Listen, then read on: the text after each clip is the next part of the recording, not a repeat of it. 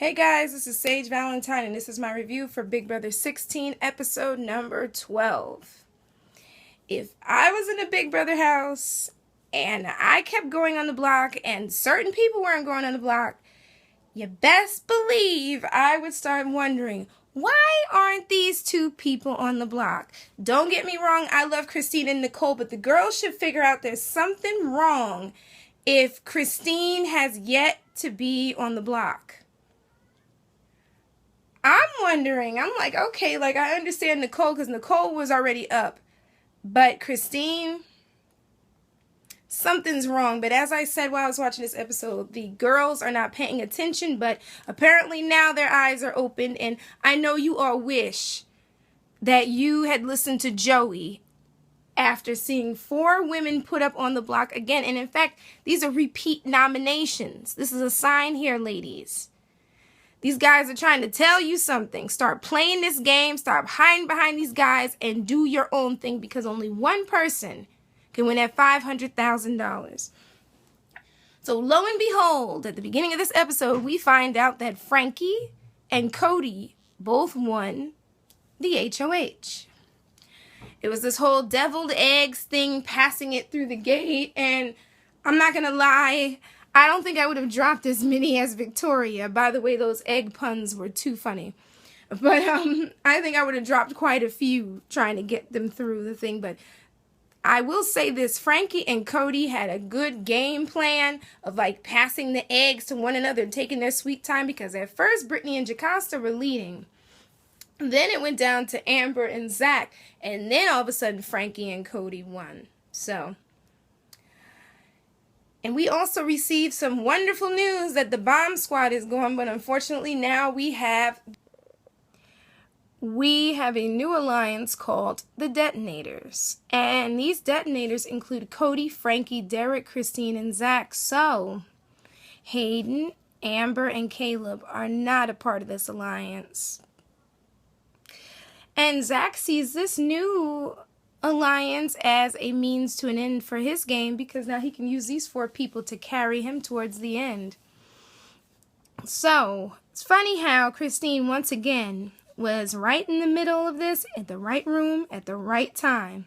So if I was Nicole, I'd be very careful around Christine, even though poor Nicole doesn't know. And I'm questioning whether or not in the end Christine would vote Nicole out.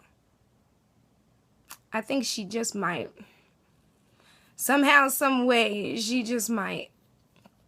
Because the group could sit up there and say, well, you know, Hayden and Nicole are some type of showman's alliance. And that would be the end of that, unfortunately. So, Zach starts talking about his man crush on Zac Efron. I was cracking up.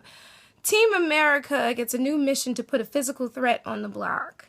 However, they basically cop out, and instead of putting Caleb up, obviously because behind Devin as being the physical threat is Caleb. No, they decide Amber is the good idea to put up.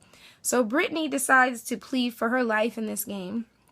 She feels like she's the old lady. She's really only 29, so she's not that old, but anyway, Frankie basically like sits there and listens to her because she says that she's tired of all this cattiness, this fakeness. She has to basically lay around and hang on Cody so that she won't be put up on the block. Now, Frankie takes this information and he takes it to Cody and adds a little more fluff to it. Cody is pissed. He's upset. Brittany doesn't care. She can't deal with the fakeness and the lies. Blah, blah, blah, blah, blah.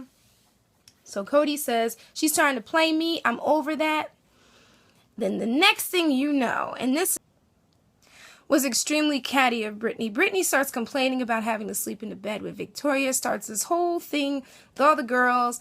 Talking about they don't want to sleep in the bed with Victoria. Then goes to Victoria and says, oh no, Amber started this. I didn't really say this, Amber. I'm like, you know what, Brittany? In all honesty, I'm over you. Seriously, at this point. Like, that whole scene, I'm over you. I don't even want to talk about you. And Frankie goes to Amber, and he's telling Amber that she's going to be the pawn this week to go on the block. And Amber's like, why is it that I have to be a pawn? She was like, why not a guy? And she makes a really good point. She even pleads her case to Christine and says, like, how come all these guys, why hasn't Zach stepped up? Why hasn't Caleb stepped up? Why hasn't any other guy stepped up to play the pawn? Why is it always me? Unfortunately, she doesn't know that Christine is a part of the Detonators and was a part of the bomb squad. But again, I digress. So anyway, Cody puts up Victoria and Brittany. He claims that with both of them, he doesn't know where they are in the game, what their motive is, like what are they doing. He's unaware of this. And normally I would sit here and defend Brittany, but that whole caddy thing, please, they're not children. Like Cody said, you're too old for this. This is high school. Frankie says that he put up Jocasta because she's fierce and Amber because she's the strongest competitor in the game. I beg to differ. You know, Caleb's a lot stronger than that. Just saying. And Jocasta was already like, she resigned herself. She's like, listen, I was up last week. I figured I'd be up again, so. And as I said before, Amber trusts Christine, which is a bad move. She says she's tired of being a pawn. Then Brittany pops back again. Victoria's not even trying. She's not doing anything. Why are they comparing her to me? I don't know why they compared her to you, but I mean, I haven't really seen you do much, Victoria. I mean, I'm Brittany and Victoria, so I don't know. So anyway, the 4 nominees have to play a chess game. And the game, to me, is confusing as hell. I'm good at chess, but the way they had them moving, I was like, I'm confused myself.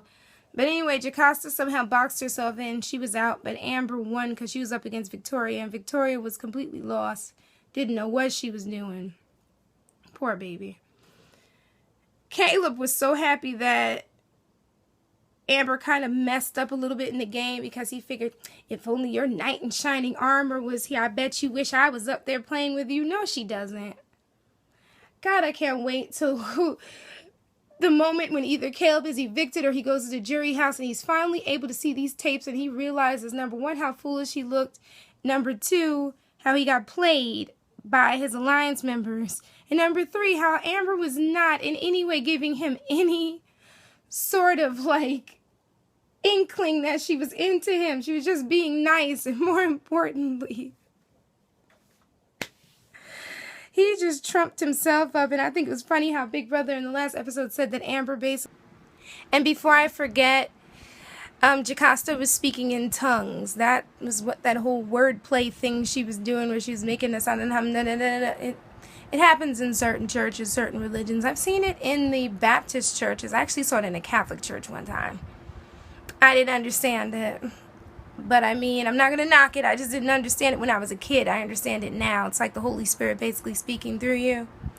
That was happening to Jocasta, whether everybody chooses to believe it or not. At that point, it was happening to her. So anyway, guys, don't forget to rate this video, comment, and subscribe. If you agree with what I'm saying, you disagree, definitely let me know. I'm open to all interpretations of Big Brother 16 so far. So don't forget to subscribe to my brand of crazy. I love you all. Have a great week. Take care. And check out my other reviews of Under the Dome and The Walking Dead, and possibly The Following, because I do want to do season 1, because I love season 1 of The Following. So until then, you all take care. This is Sage Valentine signing off. Bye, guys. Bye.